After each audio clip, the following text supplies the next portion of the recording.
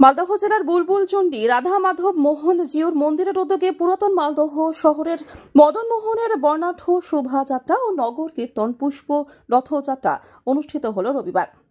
ওই রথ মঙ্গলবারের বিভিন্ন এলাকা পরিক্রমা করে। প্রচুর ভক্ত অংশ নেয় এখানে।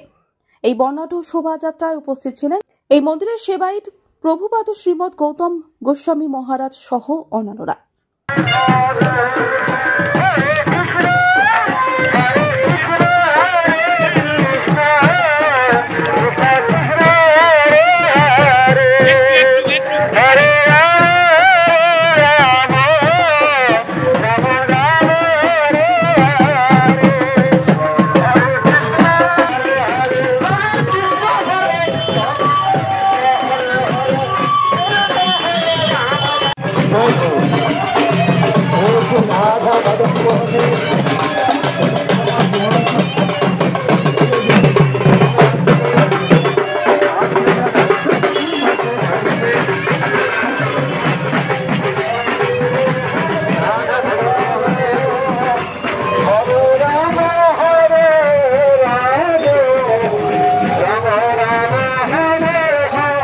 মালদহ থেকে দেবাশিস পালের রিপোর্ট, আনন্দ বার্তা।